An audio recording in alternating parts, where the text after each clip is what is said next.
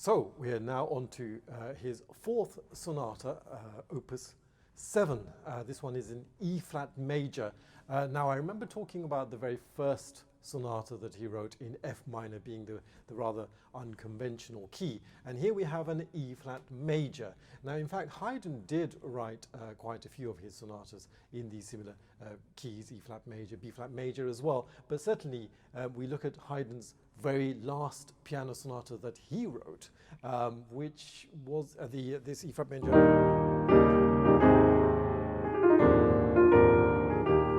This quite grand end to his collection of sonatas, Haydn's collection of sonatas.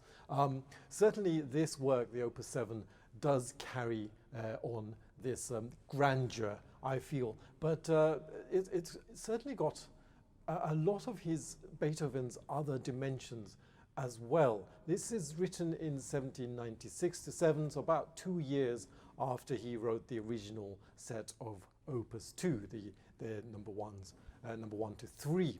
And there is a great deal of maturity from then, even though we already explored just how advanced and developed in many ways his harmonic progression and certainly the structures have been. But we still stick to the 4-movement structure to start with.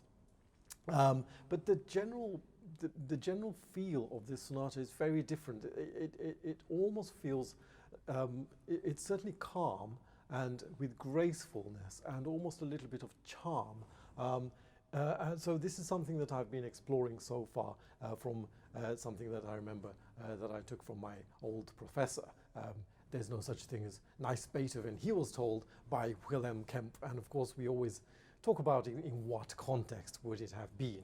But here I'm quite keen to explore, still in the relatively, well, very much the early stages of his sonata. This is only being 4 out of the 32.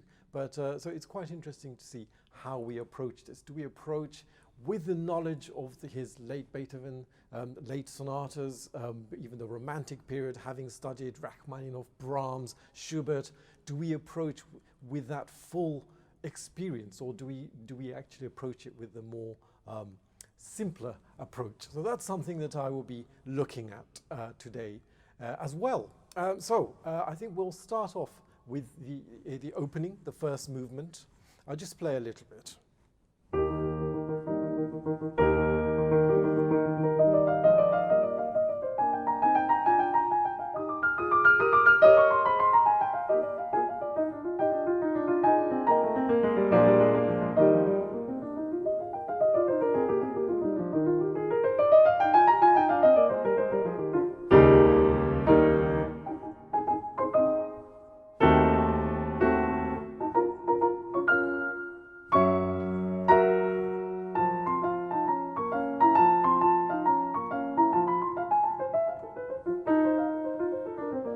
As always, it's quite difficult to stop.